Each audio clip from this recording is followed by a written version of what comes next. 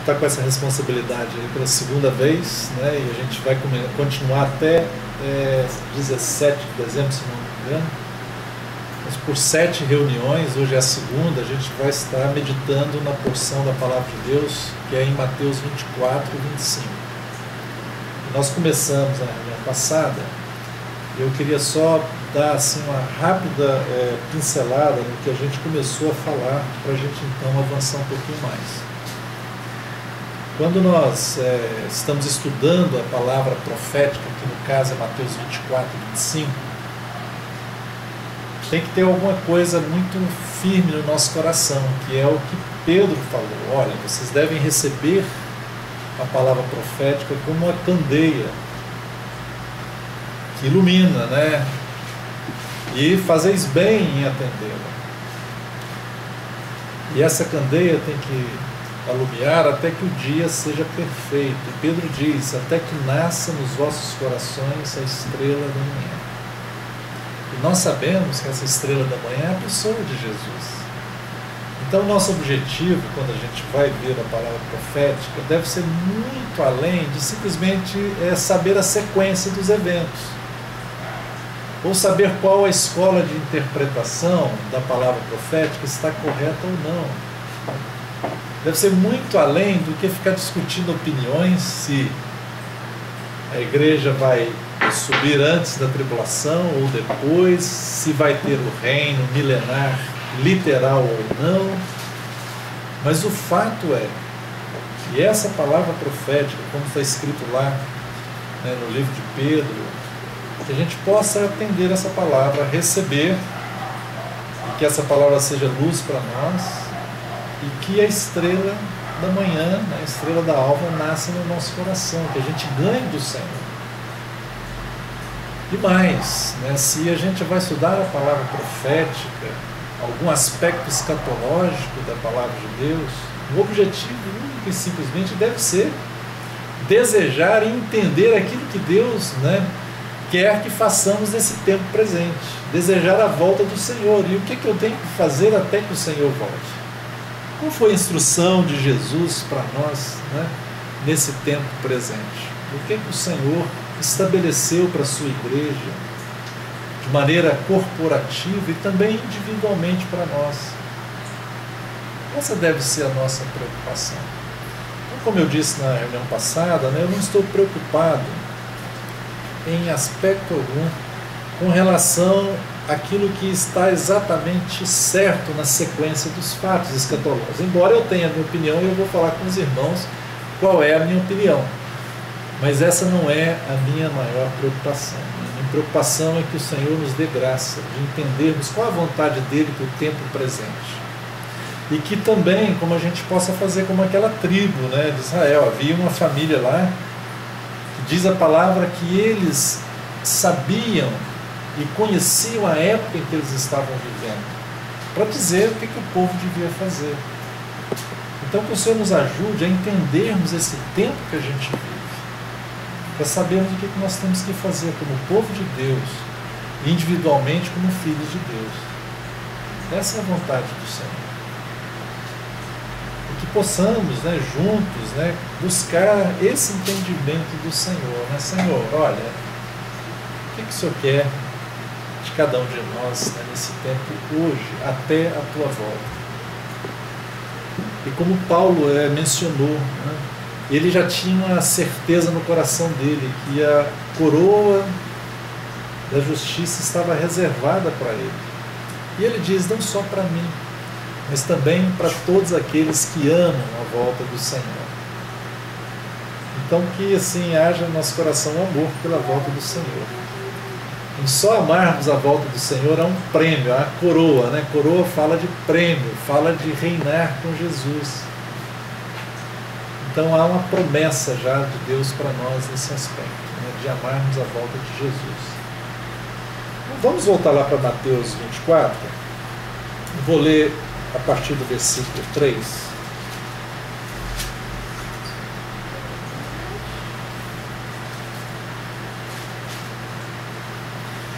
Mateus 24, 3 diz assim, olha, no Monte das Oliveiras achava-se Jesus assentado, quando se aproximaram dele os discípulos. em particular.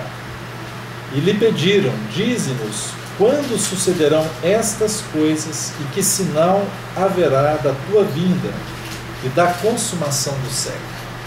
Então, todo o capítulo 24 e 25 de Mateus é a resposta de Jesus a essas questões dos discípulos. Eles perguntaram 3 coisas para Jesus. Olha, quando vai suceder essas coisas? Essas coisas é o que eles estavam conversando antes. Eles estavam mostrando para Jesus as construções ali do templo, né? Muito empolgados, mostrando, né, a beleza que era o templo. E Jesus falou: olha, vocês estão vendo tudo isso? Eu digo-vos que não ficará aqui pedra sobre pedra que não seja derribada. E antes o Senhor estava falando também, né, com relação a Jerusalém. Ele diz: Jerusalém, Jerusalém, que mata os profetas e aqueles que a ti são enviados. Olha, eu quis ajuntar você como a galinha junta os pintinhos debaixo das asas, mas tu não o quiseste. Desde agora não me vereis mais, até que venhais a dizer: bendito que vem em nome do Senhor. Então, quando sucederão essas coisas? Os discípulos estavam perguntando. Quando é que o Senhor voltaria? Quando é que o povo de Israel iria dizer: bendito que vem em nome do Senhor? Quando é que aquela construção, aquelas pedras não ficariam uma sobre a outra? E mais, então eles perguntam: e qual é o sinal da tua vinda e o sinal da consumação deste século? Algumas traduções trazem mundo, né? Mas eu prefiro essa tradução que diz século, esta era, esta época presente. E quando eles falaram vinda, né? Vinda nós vimos na reunião passada, que é aquela palavra que foi traduzida do grego, né? A palavra grega parúsia, que quer dizer a presença pessoal do Senhor. Quando diz a tua vinda aqui, todas as vezes que está dizendo aqui no Mateus 24 e 25, é com relação a essa palavra que foi traduzida para o português, né? Parúsia. Existe outra palavra associada à volta de Jesus, que é epifaneia, que fala que o Senhor vai aparecer, né? E a outra é Apocalipse, do livro de Apocalipse, que significa revelação, tirar o véu, né? Então essas 3 palavras, elas ocorrem no Novo Testamento, estão ligadas com relação à volta de Jesus. E um fato que a gente precisa enfatizar aqui, talvez não para nós, mas para aqueles que possam nos ouvir depois, a volta do Senhor Jesus é uma volta literal. O Senhor Jesus diz: quando o Filho do Homem vier, quando o Filho do Homem voltar, Jesus vai voltar como Ele é, homem que Ele é.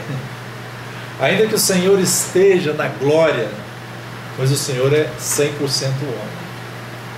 Ele é o primeiro homem que está na glória. Todos os outros ainda estão aguardando a ressurreição, mas o Senhor, Ele já está na glória como nosso representante. Ele foi as primícias, Ele está lá na glória, né? Recebeu um corpo glorificado e está na glória como homem e como Deus, né? Aqui está o mistério da piedade. O Senhor, sendo Deus, se fez homem. Ele veio, né? O Verbo se fez carne e habitou entre nós, cheio de graça e de verdade.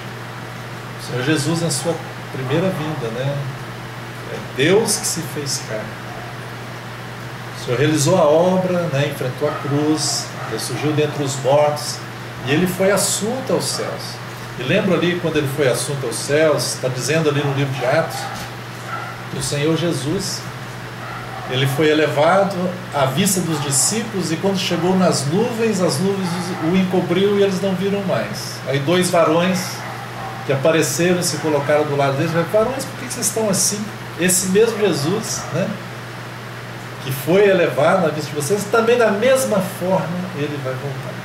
Ou seja, a ascensão do Senhor foi em 2 etapas, né?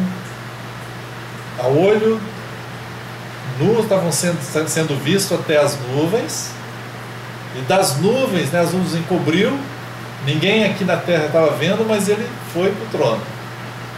E chegou no trono. João, depois, lá em Apocalipse, Deus deu a revelação para ele do que aconteceu das nuvens até o trono. Ele viu isso depois. Na volta de Jesus, então, vai ser da mesma forma. O Senhor vai sair do trono, vir para as nuvens, e das nuvens vai pisar novamente no Monte das Oliveiras.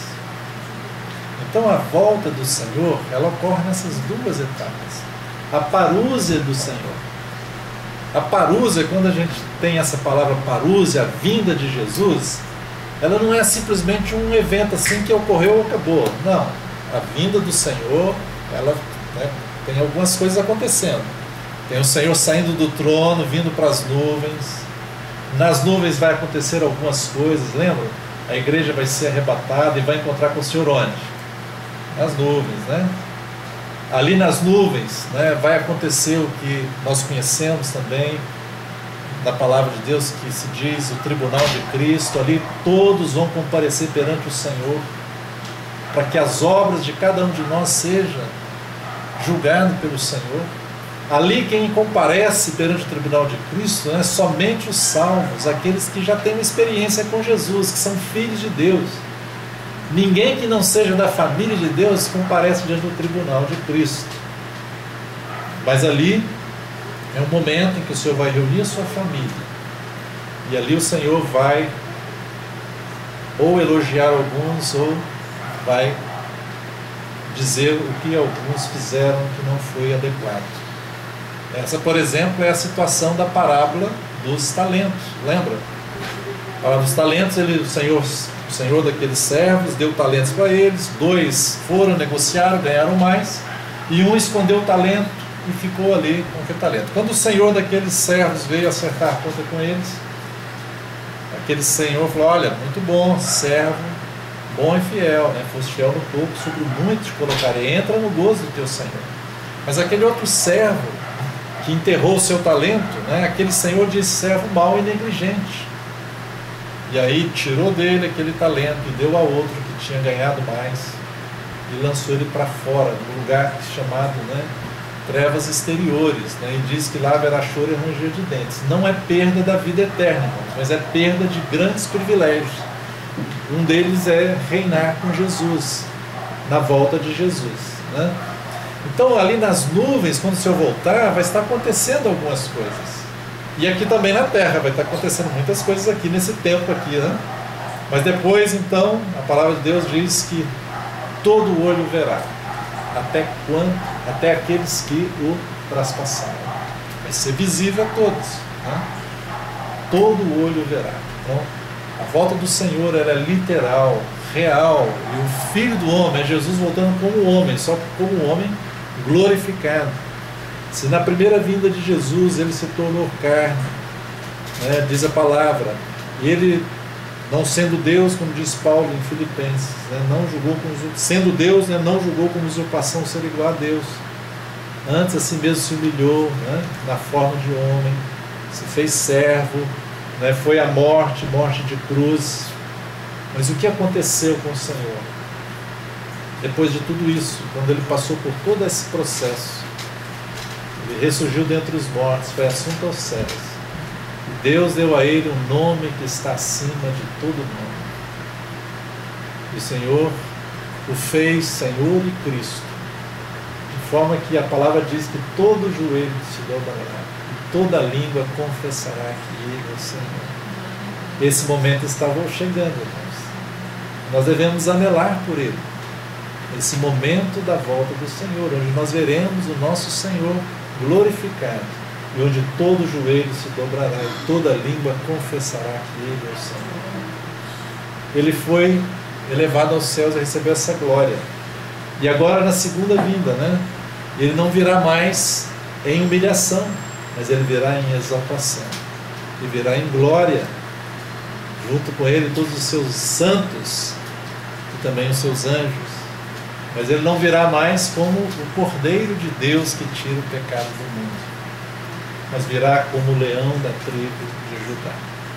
E ele virá e vai exercer juízo, e vai reinar aqui nesta terra.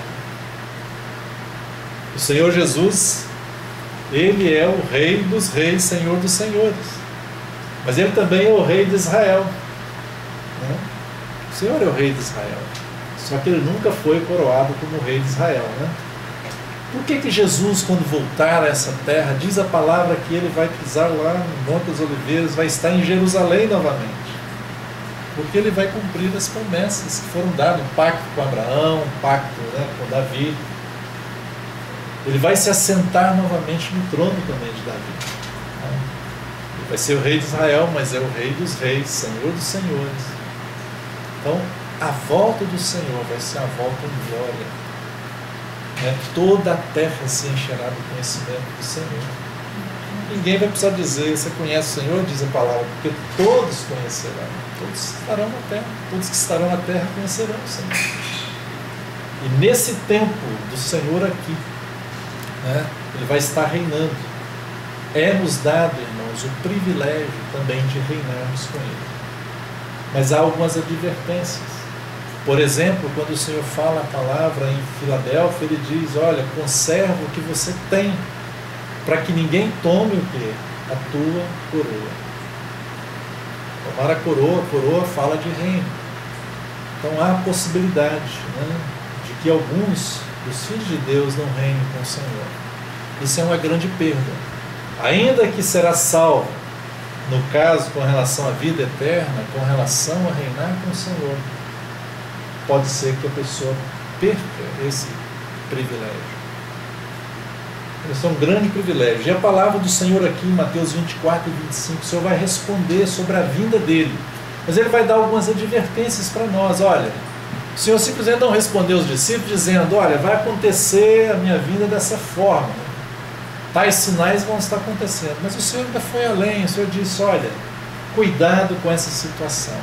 Olha, a forma que tem que se viver é esta. Ele apresentou para os discípulos a forma que eles deveriam estar vivendo, no tempo em que Ele, o Senhor, estaria ausente. Então são 3 perguntas que o Senhor vai responder. E Ele vai começar a responder, e a primeira resposta do Senhor aqui, em Mateus 24, a partir do versículo 4, Ele vai falar do princípio das dores. O Senhor chama isso de princípio das dores. Ele fala, olha, mas ainda não é o fim. O Senhor vai responder, a partir do versículo 4. E Ele lhes respondeu, vede que ninguém vos engane, porque virão muitos em meu nome, dizendo, eu sou o Cristo, e enganarão a muitos. E certamente ouvireis falar de guerras e rumores de guerras. Vede, não vos assusteis, porque é necessário assim acontecer, mas ainda não é o fim. Porque se levantará nação contra nação, reino contra reino, haverá fomes e terremotos em vários lugares. Porém, tudo isso é o princípio das dores.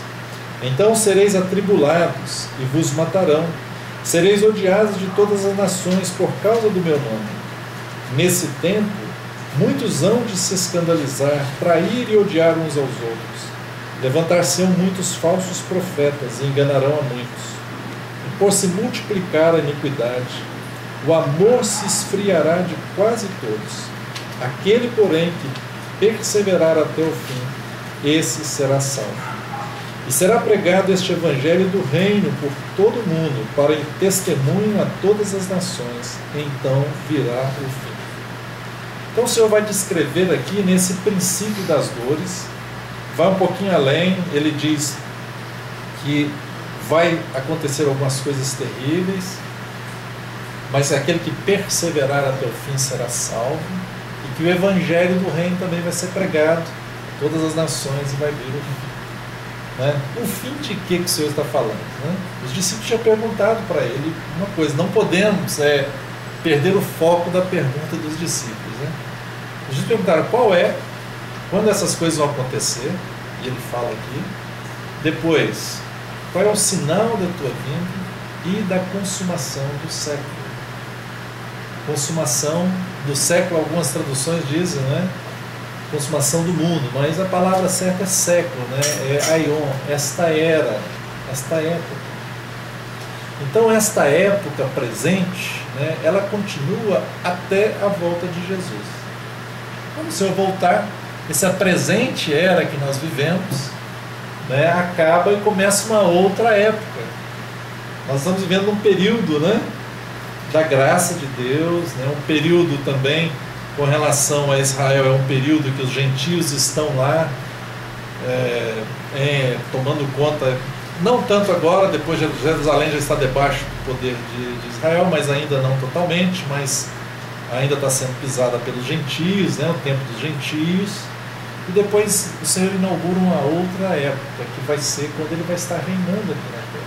Mas o que os discípulos perguntam é essa era, esse século, esse período, esta época. Quando é que ela encerra?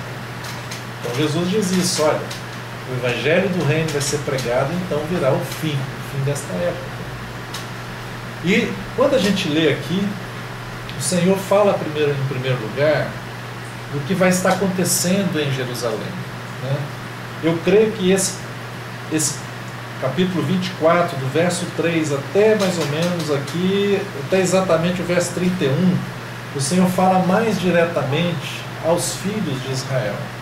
E lembre que os discípulos, eles tinham essa peculiaridade. Ao mesmo tempo que eles eram discípulos do Senhor, eram cristãos porque criam no Senhor, eles também eram judeus.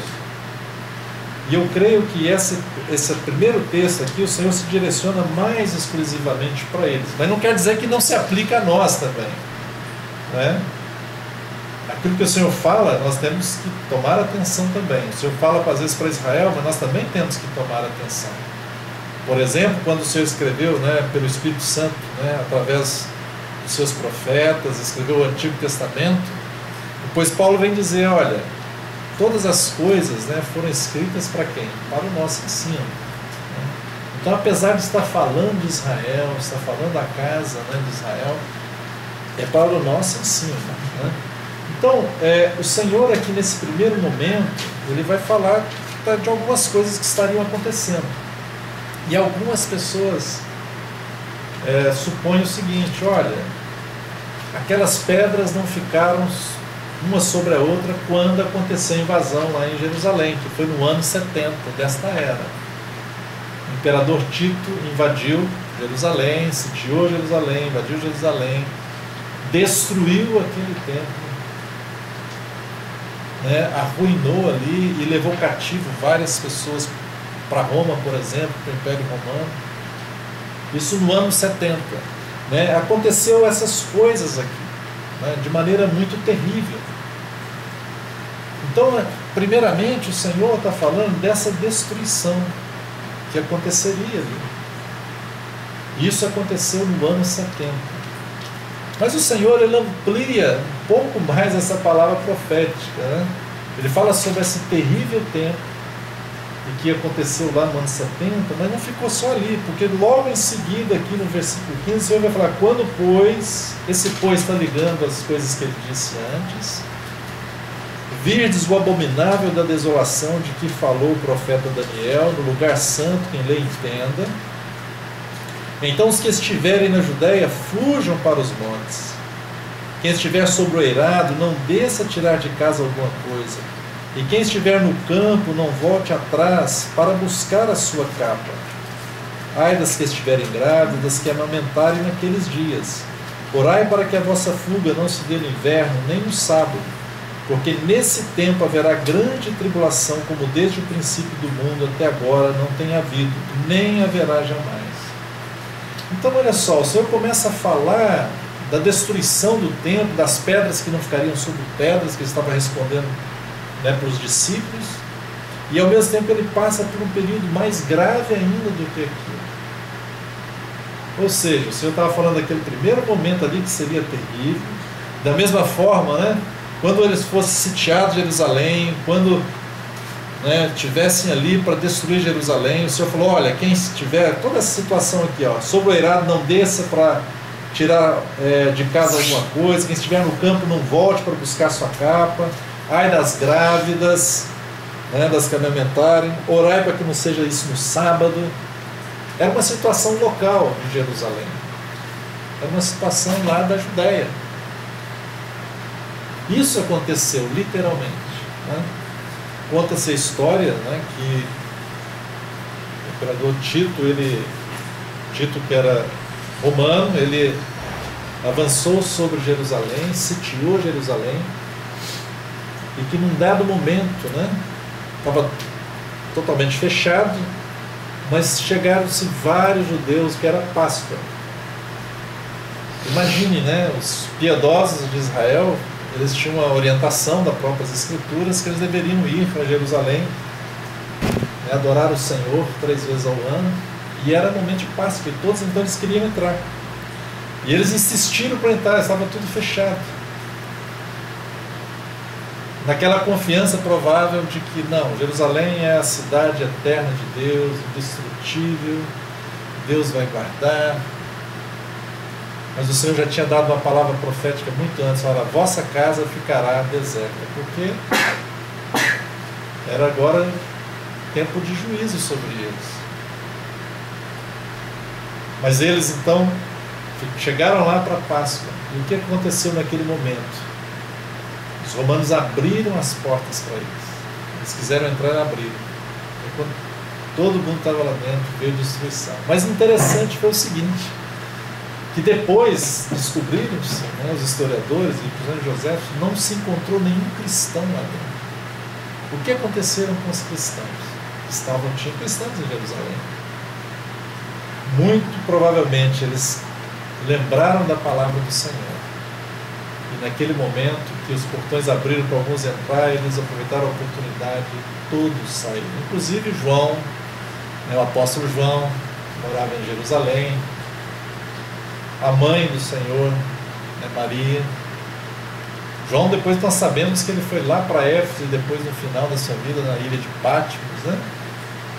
Mas ele saiu, ele foi salvo dessa situação de tribulação, porque ele creu nessa palavra do Senhor e não foi pego ali nessa situação. Mas todos aqueles judeus foram destruídos e muitos jovens, né, de Jerusalém, da Judéia, né, de Israel, foram levados cativos. Eu já visitei Roma, não sei quantos já visitaram aqui, mas tem lá um dos pontos turísticos, é o Coliseu, né, de Roma.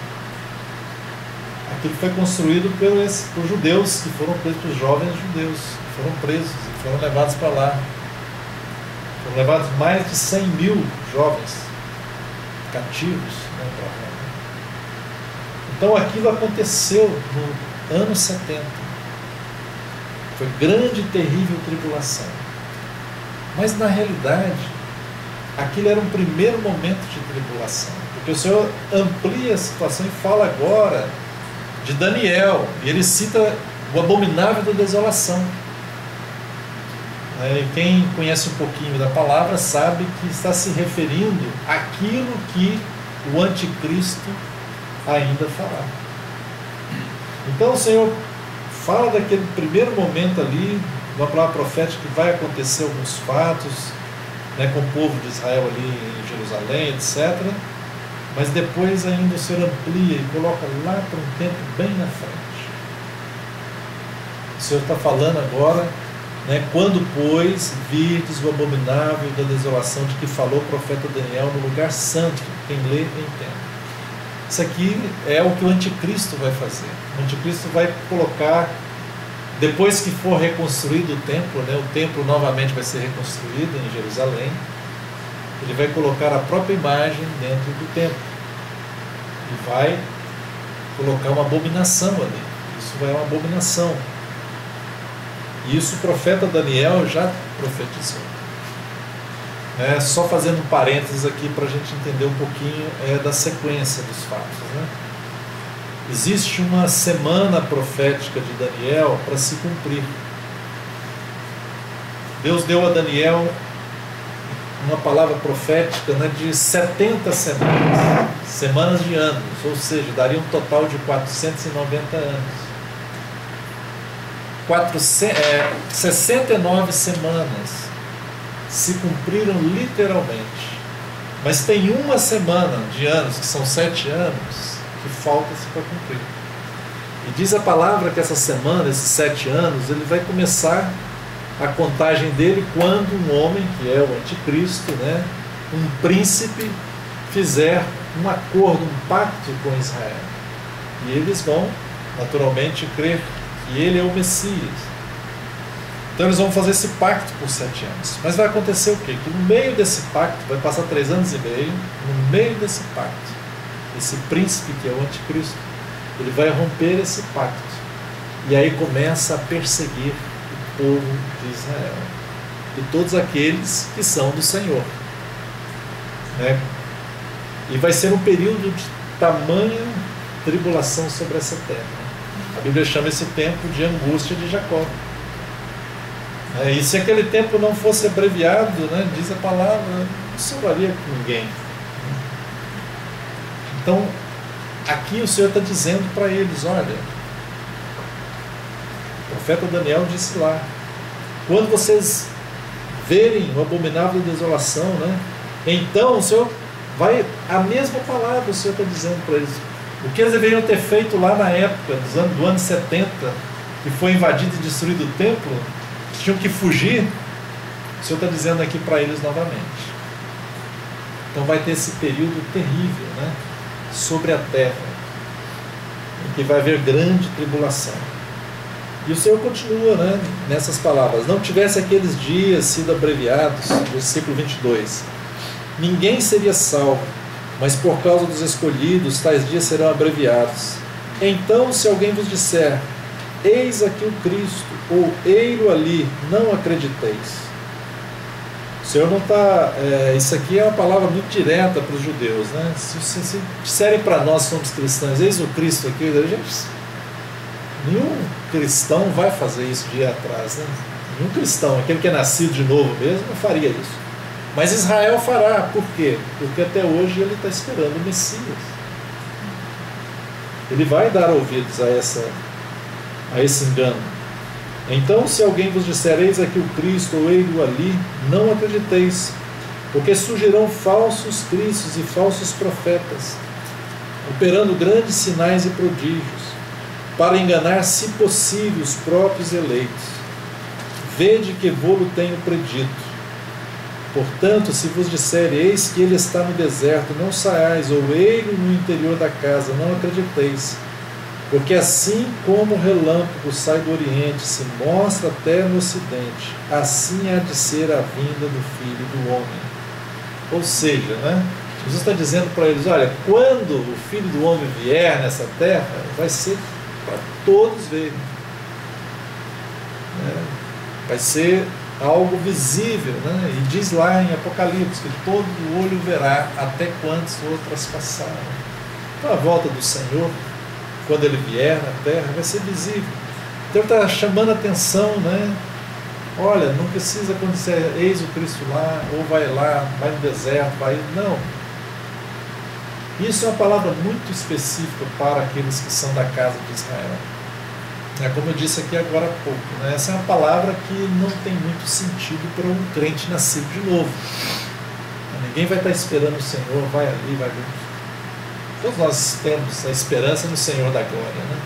Sabemos que Ele virá em glória para nós. Logo em seguida a tribulação daqueles dias. Então olha só, o que vai acontecer? Vai ter uma grande tribulação, grande perseguição.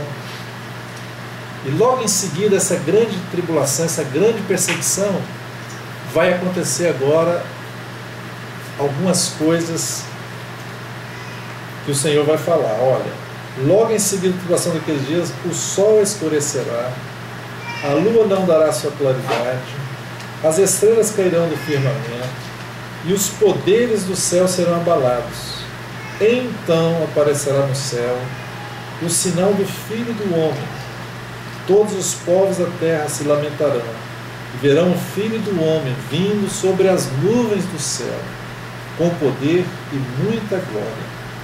E ele enviará os seus anjos com grande clangor de trombeta, os quais reunirão os seus escolhidos dos 4 ventos, de uma a outra extremidade dos céus. Então o Senhor já deu aqui para nós, né, uma primeira sequência de eventos aqui, o que estará acontecendo. Então, olha só, o Senhor falou algumas coisas que aconteceram lá no 1º século ainda, no ano 70.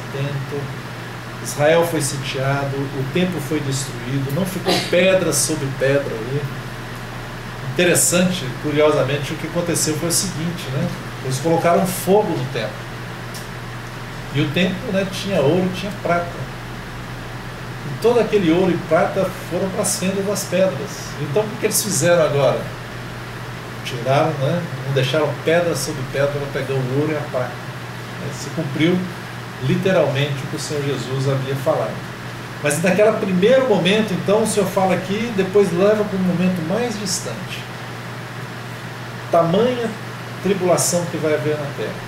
E aí, se cada um depois pode pegar uma chave bíblica aí, ou uma concordância, né? E olhar onde estão os textos falando de tribulação, grande tribulação, tribulação, angústia de Jacó. Ou ler diretamente Apocalipse, né? Lá tem uma sequência, né, muito clara do que vai estar acontecendo, né? A besta que sai do mar, a besta da terra, né? Que é o anticristo, o falso profeta, como estará sendo perseguido o povo de Israel. Mas também, né, nós vemos com muita clareza ali, irmãos, que há também os santos do Senhor. A palavra diz o seguinte, que foi dado, né, poder para esta besta. O livro de Daniel diz isso também, né? E que foi dado ele poder, foi dado forças para ele, para lutar contra os santos e mais, e os vencer. Então vai haver um período de tremenda tribulação sobre essa terra, e que vai vir sobre todos os moradores da terra. O Senhor Jesus diz em Lucas 21, né, que é um capítulo paralelo a esse aqui de Mateus, tratando dos mesmos assuntos, né? Só que no enfoque de Lucas, não de Mateus, mas dizendo que virá uma tribulação sobre todos os que habitam sobre a face da terra. E está muito claro, né, que há o povo de Israel, o povo judeu sendo perseguido, sofrendo tremendamente, mas também aqueles que amam o Senhor. Tem várias passagens mostrando isso. Mas o Senhor aqui, né, nesse texto, o Senhor vai dar essa sequência, né? Tem tribulação, depois algumas coisas acontecendo aqui com os astros, né? O sol, a lua, as estrelas do firmamento, os poderes do céu sendo abalados, né? Se você comparar lá com Apocalipse, você vê direitinho o seguinte, que no primeiro momento essa grande tribulação é a ação do inimigo sobre a terra. Lembra no capítulo 11, depois no capítulo 12, principalmente no 12, né? Diz que depois que um filho, né, o filho varão, lá usa essa expressão, foi arrebatado até o trono, aí aconteceu que Satanás foi atirado para a terra, foi lançado à terra. Então quando ele é lançado à terra, é esse momento que começa aqui a grande tribulação. Aí o inimigo, né, ele vai dar poder ao anticristo, né, que é a besta que vem do mar, depois o falso profeta, ele vai dar poder a esses dois, eles vão realizar sinais, maravilhas, etc., mas eles vão ter poder para perseguir, e vão perseguir tanto os judeus quanto os cristãos. E a palavra do Senhor, né, diz que serão coisas terríveis, né, só lermos ali em Apocalipse. Mas depois desse tempo, vai haver também a mão de Deus sobre a terra. Aí vai ser a ira de Deus e do Cordeiro, que vão ser lançados sobre a terra. Mas nesse momento que acontecer, né, antes desse momento acontecer, bem exatamente antes desse momento acontecer, a ira de Deus e a ira do Cordeiro, né, que aí vai acontecer esses fatos aqui, que o sol vai escurecer, a lua não dará sua claridade, as estrelas cairão do firmamento, os poderes do céu serão abalados. Esses poderes do céu serão abalados, é a ira, né, do Cordeiro, a ira de Deus se manifestando sobre a terra. Antes que isso aconteça, não vai haver mais nenhum irmão aqui. Aí já terá todos os irmãos já terão sido arrebatados. Mas sofrendo a ira do inimigo, a perseguição, a grande tribulação, né? A palavra do Senhor nos mostra que vai estar sobre os judeus e também sobre muitos irmãos. E aí o Senhor então vai dizer para a gente, olha, o Senhor falou das coisas desde o início lá, até os céus estarem abalados, né? Aí o Senhor volta a falar novamente. Olha, ele diz: aprendei, pois, a parábola da figueira. Olha, essas coisas todas aqui vão acontecer. Desde o que já aconteceu lá no ano 70, a destruição, até os céus serem abalados. Mas aprendei, pois, a parábola da figueira. É um tempo que vai voltar aqui. O Senhor está voltando atrás. E aí ele já está falando para nós. Aprendei, pois, a parábola da figueira, quando já os seus ramos se renovam e as folhas brotam, sabeis que está próximo o verão. Assim também vós, quando virdes todas essas coisas, sabeis que está próximo às portas. Em verdade vos digo que não passará esta geração sem que tudo isso aconteça. Passará o céu e a terra, porém as minhas palavras não passarão. Mas a respeito daquele dia e hora ninguém sabe, nem os anjos dos céus, nem o Filho, senão o Pai. Pois assim como foi nos dias de Noé, também será a vinda do Filho do Homem. Porquanto assim como nos dias anteriores ao dilúvio, comiam e bebiam, casavam e davam-se em casamento, até o dia em que Noé entrou na arca, e não o perceberam, senão quando veio o dilúvio e os levou a todos. Assim será também a vinda do Filho do Homem. Versículo 40. Então 2 estarão no campo, um será tomado e deixado o outro. 2 estarão trabalhando no moinho, uma será tomada e deixada a outra. Portanto, vigiai, porque não sabeis em que dia vem o vosso Senhor. Mas considerai isto: se o pai de família soubesse a que hora viria o ladrão, vigiaria e não deixaria que fosse arrombada a sua casa. Por isso, ficai também vós apercebidos, porque a hora em que não cuidais, o Filho do Homem virá. Então, olha só, Jesus ele deu uma sequência. Ele disse desde o início aqui, quando ele foi assunto aos céus, ele disse: não vai ficar a pedra sobre pedra. Então o templo já foi destruído, já aconteceu parte dessa profecia, mas ele vai até o final na volta dele. Ele falou o que vai estar acontecendo. Ele volta a falar novamente, só que de outra forma. Ele fala: agora, olha, sabendo disso, então preste atenção. A primeira coisa que ele fala de prestar atenção é na parábola da figueira. E figueira é uma demonstração para nós, o que representa a figueira? É Israel. Israel é a figueira. E ele vai dizer: olha, aprenda com a parábola da figueira. Israel representa a figueira. Então, quando a gente olhar para Israel, ver o que está acontecendo com Israel, Israel, na realidade, vai ser um sinal para nós. É um sinal para os discípulos. Olha, aprenda a parábola da figueira. Quando já os seus ramos se renovam e as folhas brotam, sabei que está próximo o verão. Assim também vós, quando vides todas essas coisas, sabei que está próximo às portas. Então, quando nós começarmos a olhar para Israel e vermos as coisas acontecendo com Israel, a gente pode saber que está próximo. E nós vimos, já tem aí desde 1948, Israel voltou para a sua terra, para a Palestina, se tornou Estado, foi reconhecido. Desde o ano 70 estava espalhado, no ano 70, só em 1948 voltou a estar na sua terra e foi declarado um Estado. Isso é a figueira que está florescendo. E se olharmos para a situação de Israel, é para nós um sinal de que está às portas.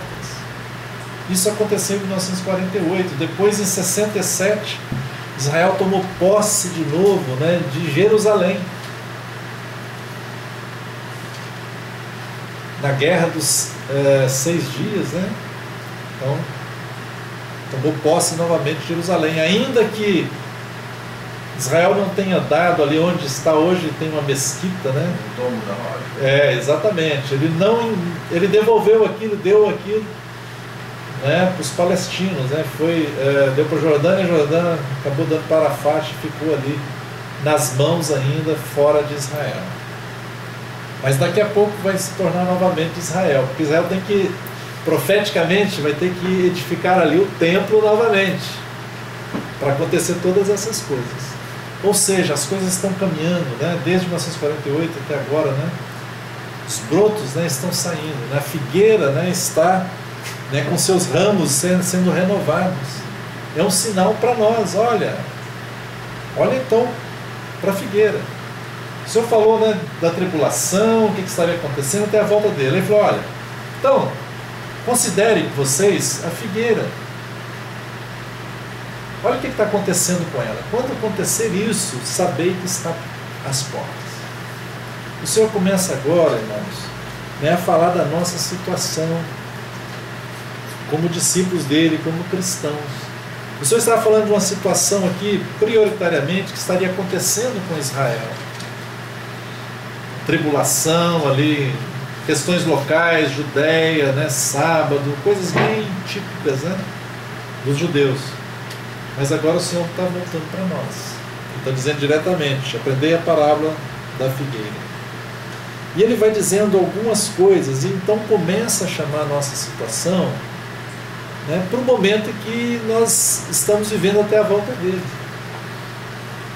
O Senhor, olha, figueira é um sinal, mas depois o Senhor ainda diz outro, né? Tem umas palavrinhas muito chaves aí, né? O pois é uma palavrinha chave, que você vai ver algumas vezes aqui. Versículo 37, o Senhor diz, ó, pois assim como foi nos dias de Noé, também será a vinda do Filho do Homem. Então o Senhor agora vai falar, né, para nós o que vai estar acontecendo, alguns sinais da vinda dele. A figueira, uma época semelhante à época em que Noé vivia.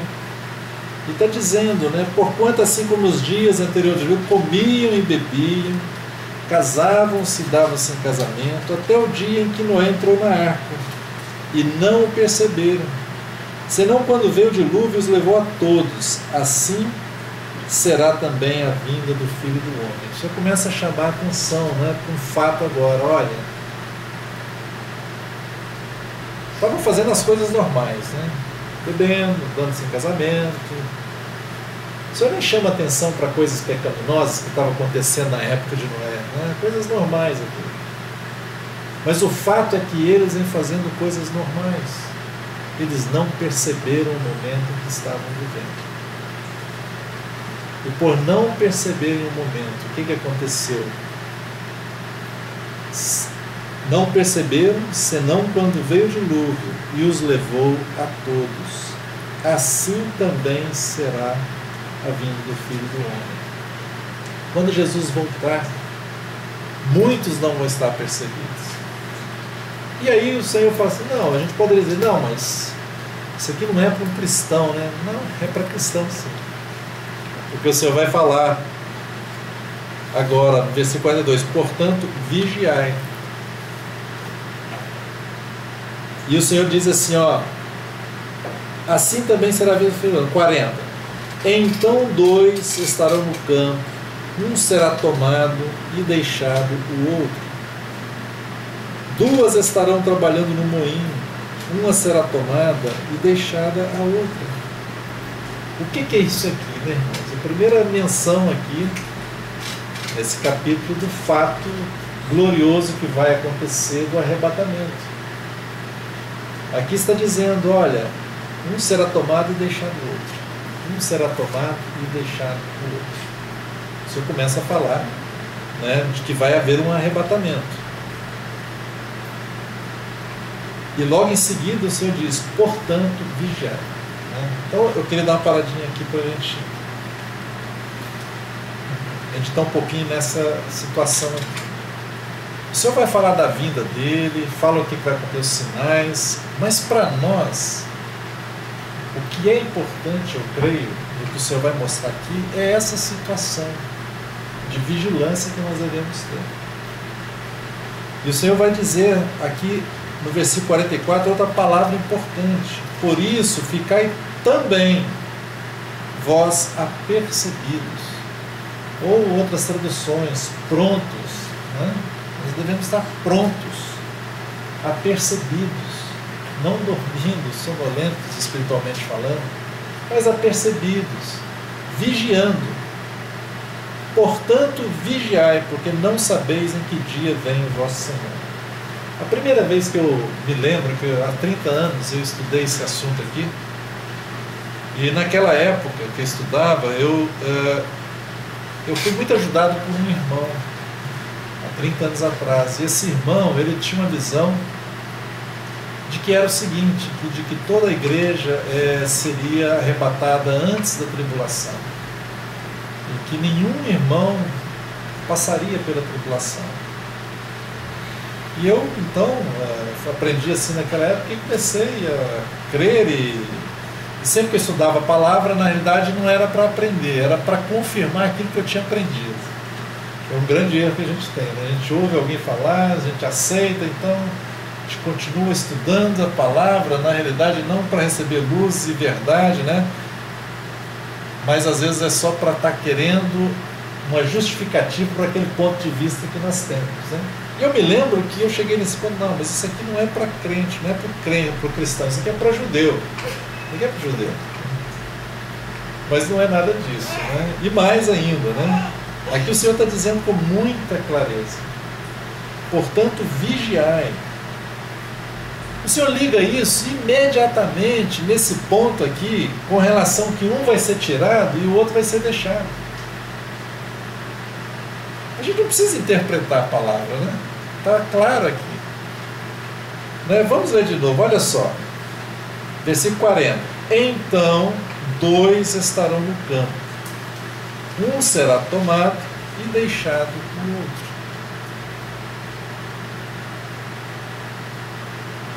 Duas estarão trabalhando no moinho. Uma será tomada e deixada a outra. Portanto, vigiai. Uma pergunta simples, né? Para qualquer criança a gente poderia fazer. Lendo isso aqui como nós lemos, a gente pergunta, por que você deve vigiar? Jesus está falando que você deve vigiar. Qualquer criança diria, porque um vai ser tirado e o outro vai ser deixado.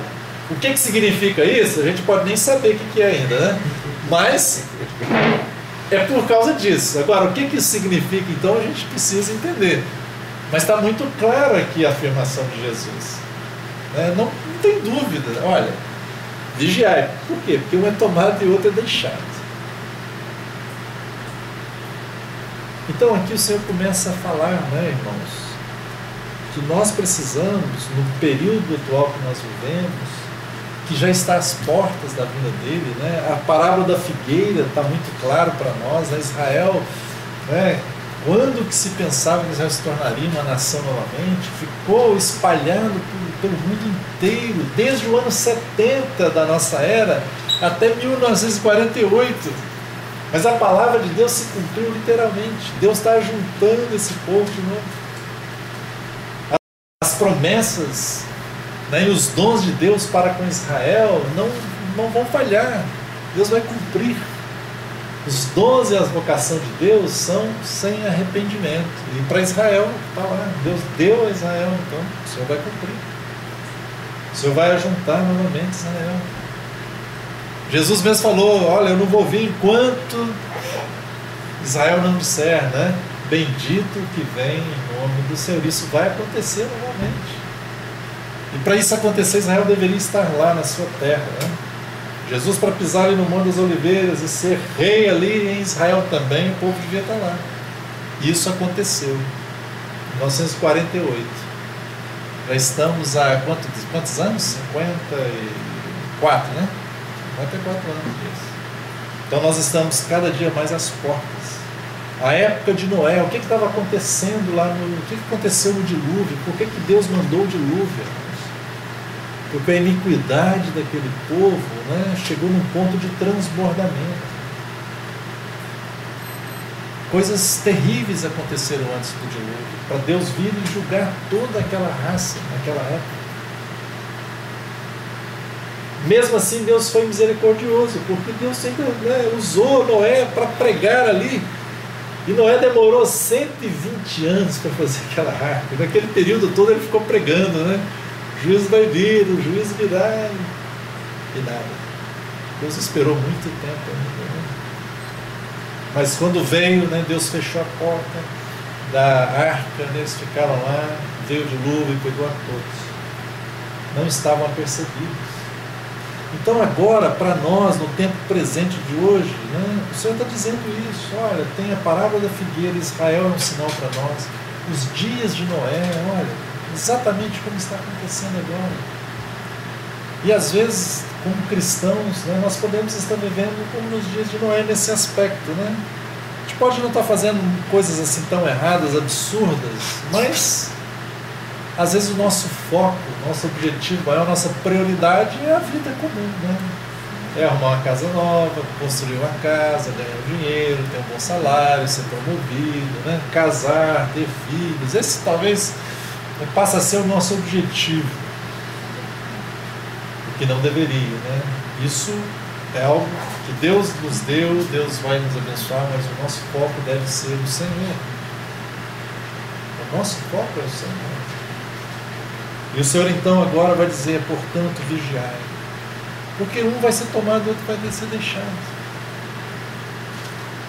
E diz aqui, olha, portanto, vigiai, porque não sabei em que dia vem quem. Olha só o que está escrito aí. O vosso Senhor. Eu já aprendi também uma época, eu já ouvi algumas pregações assim, olha, principalmente eu já vi até pregações evangelísticas aqui, né? Dizendo, né, que o incrédulo ele é deixado para trás e o crente é levado. Mas aqui está dizendo o vosso Senhor para os dois, para quem é tomado e para quem é deixado. Não tem dúvida aqui. Tá? E aí, irmãos, a gente precisa entender, então, é deixado para quem? Para o quê? O que vai acontecer com quem for deixado? O que vai acontecer com quem for levado? Estais apercebidos, porque a hora em que não cuidais, o Filho do Homem virá. Então, a primeira coisa, irmãos, que a gente precisa ter um entendimento. E nessa sequência, né, desses fatos, né, eu creio, né, como eu disse aqui, e por isso eu não quero ficar perdendo muito tempo nisso, eu quero enfatizar um aspecto, gastar mais tempo no aspecto do que nós precisamos, né, viver hoje diante de Deus, como o Senhor quer que nós vivamos, qual é o nosso comportamento, qual deve ser a nossa vida, qual deve ser o nosso objetivo, o nosso foco. É nesse tempo que o Senhor está ausente, mas que nós estamos às portas da volta de Jesus. Como é que nós devemos, né, estar? O Senhor, a primeira coisa que o Senhor está falando é isso, olha, vigiar. E por que nós devemos vigiar aqui nesse primeiro momento aqui? Vai haver um período terrível sobre a terra. Jesus já falou aqui, né? Versículo 21, olha, porque nesse tempo haverá grande tribulação, como desde o princípio do mundo até agora não tem havido, nem haverá jamais. Vai haver. Mas olha o que diz Lucas capítulo 21, que é o texto contando essa mesma resposta que Jesus deu, né? Só que foi narrado por Lucas. Olha o que Lucas vai dizer. Lucas 21, versículo 29. Diz assim, olha, ainda lhes propôs uma palavra dizendo, vede a figueira e todas as árvores.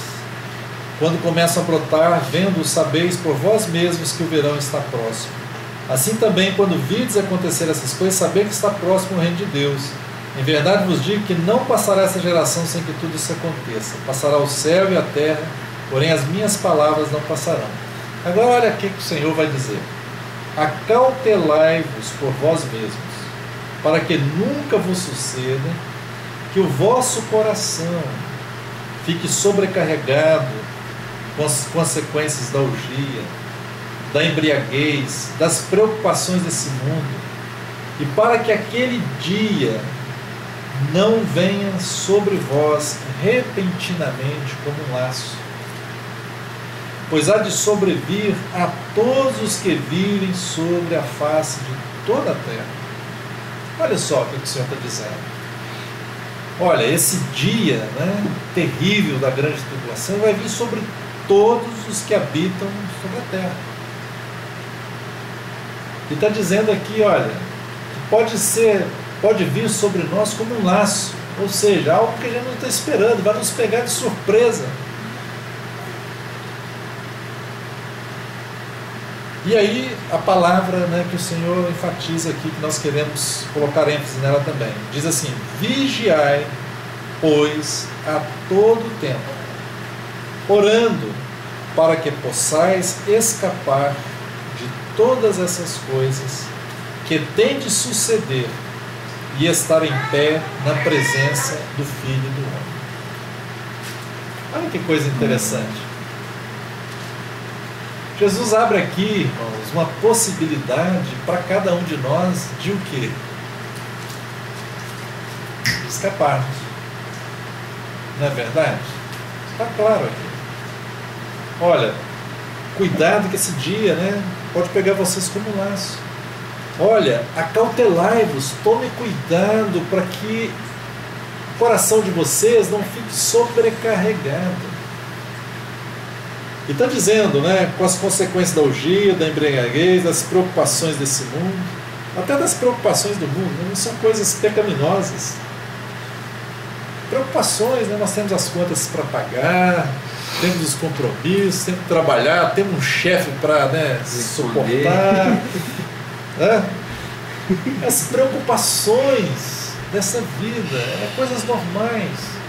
Mas o nosso coração não deve estar sobrecarregado, porque se o nosso coração não estiver sobrecarregado, aquele dia vem e você não está esperando. Então o Senhor diz: vigiai, pois, a todo tempo, orando. Então deve haver uma vigilância e oração. Em qual sentido? No sentido de que possamos escapar de todas essas coisas que têm de suceder. O que tem de suceder? Pois há de sobrevir a todos que vivem sobre a face da terra, aquele dia mau, aquele dia terrível, aquela tribulação. Possamos escapar de todas essas coisas que têm de suceder e estar em pé na presença do Filho do Homem. Então, irmãos, 22:10, já passei do tempo aqui, hein? Há uma possibilidade, eu creio, de escaparmos.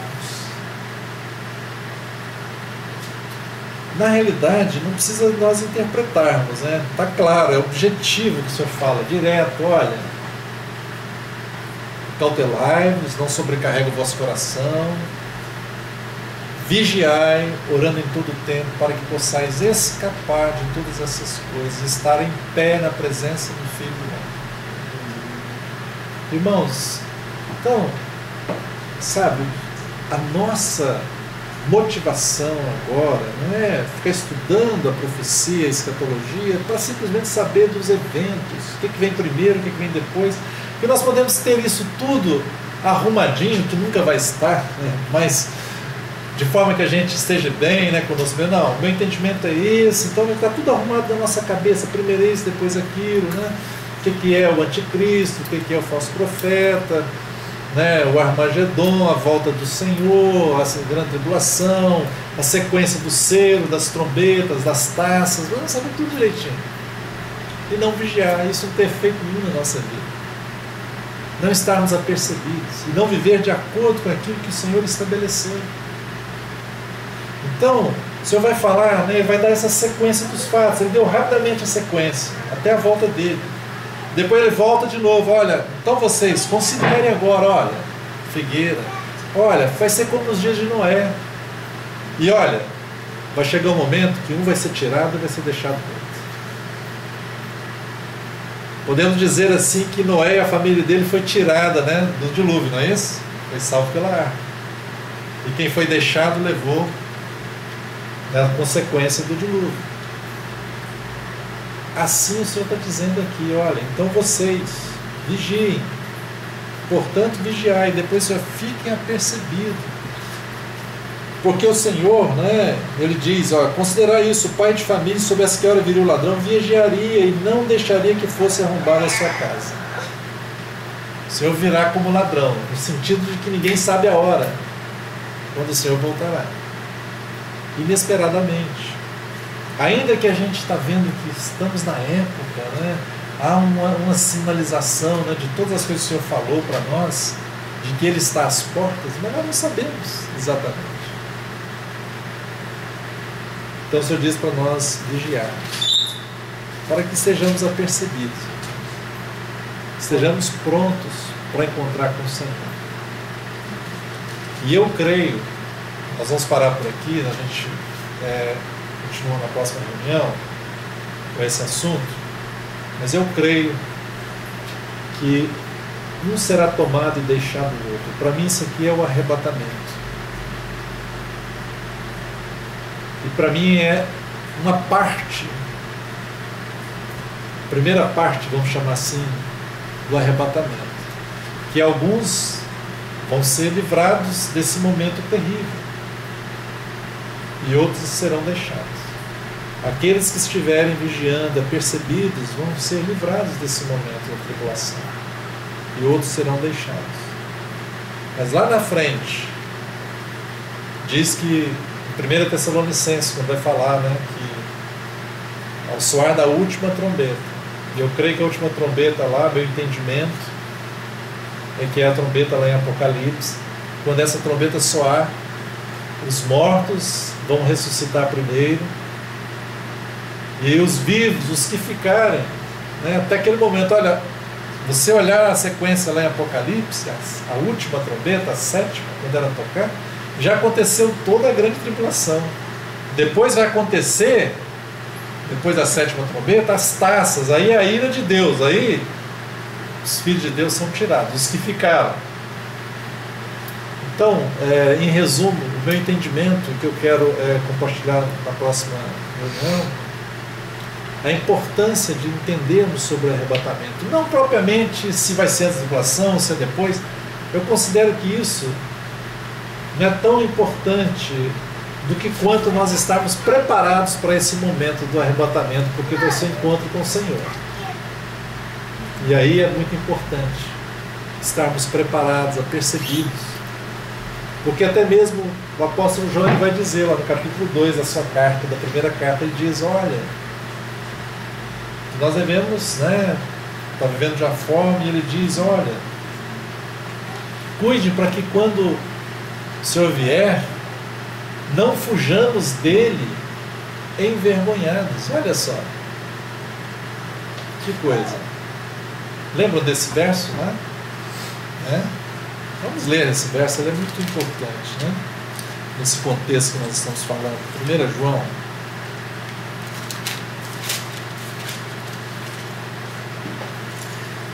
João 2,28 diz assim, olha, agora, filhinhos, agora, pois, permanecei nele, para que, quando ele se manifestar, tenhamos confiança e dele não nos afastemos envergonhados na sua vida. Olha que coisa!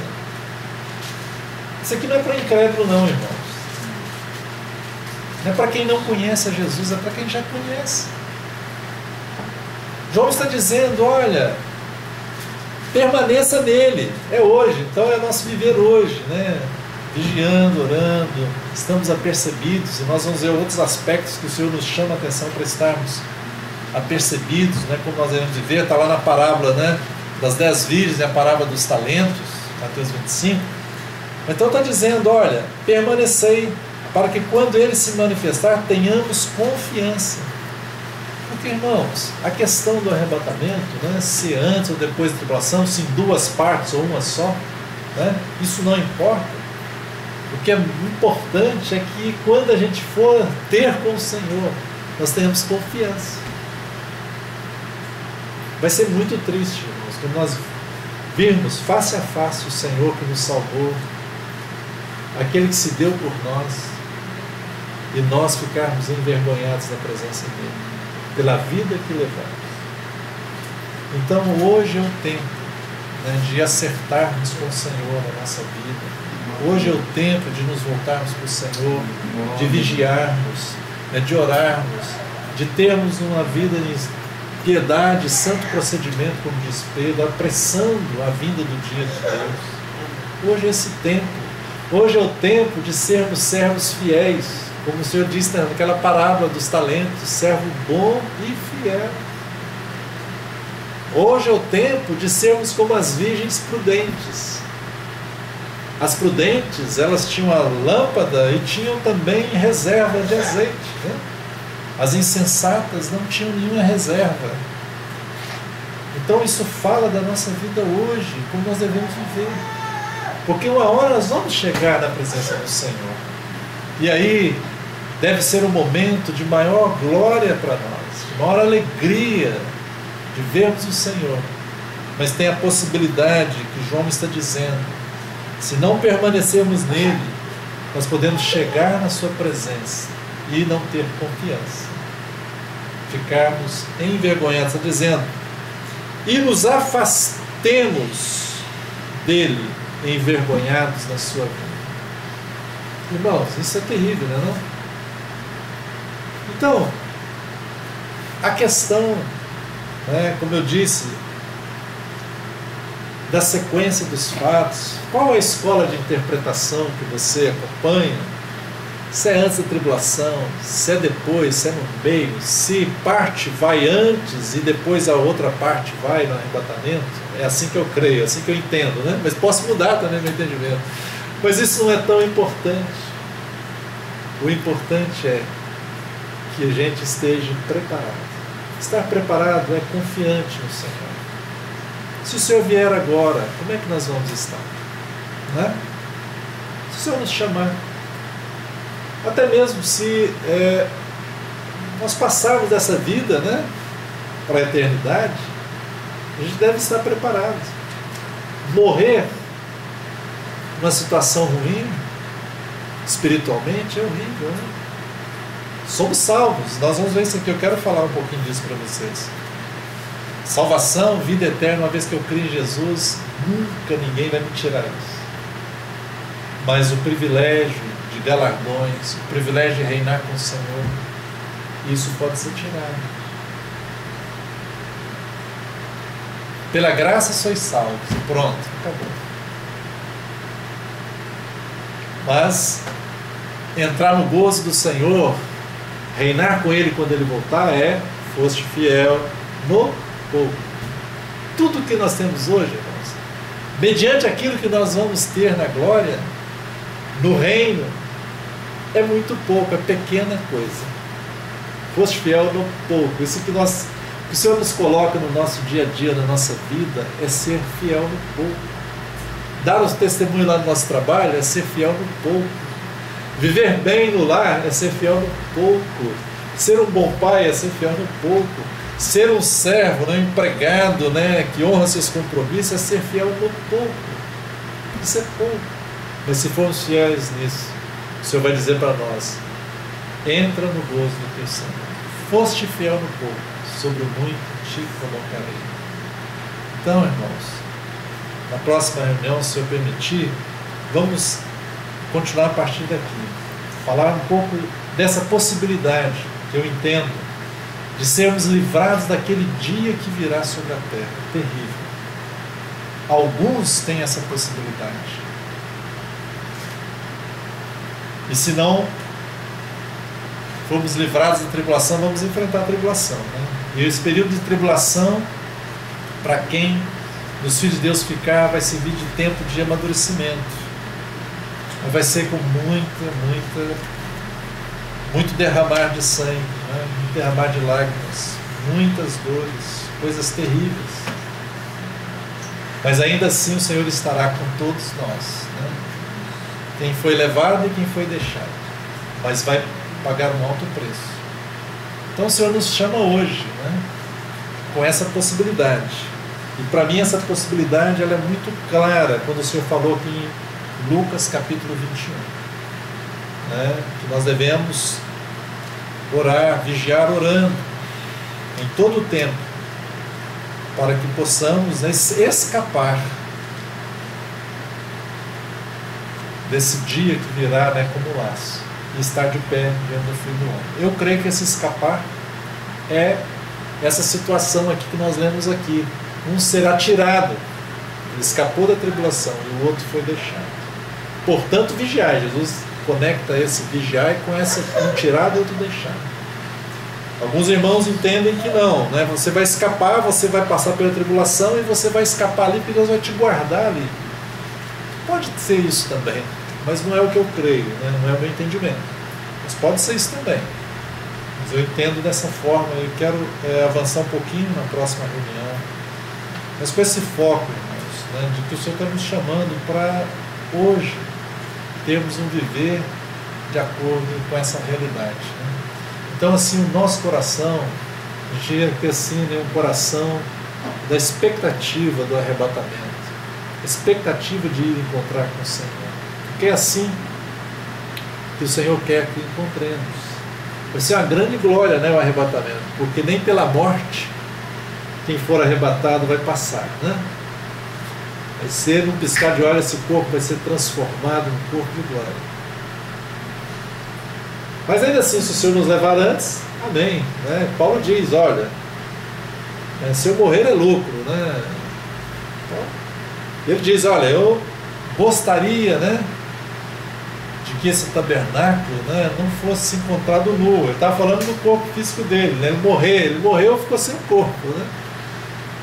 Mas ele queria ser transformado, né? Paulo não aconteceu com isso. Ele morreu, está lá, né, aguardando o corpo glorificado do Senhor, né, junto com todos os outros irmãos.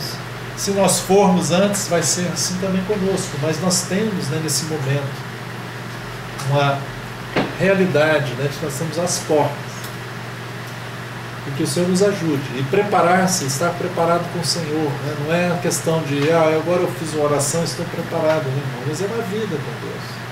Permanecei nele, diz João, para que quando ele se manifestar, né, tenhamos confiança, e dele não nos afastemos envergonhados.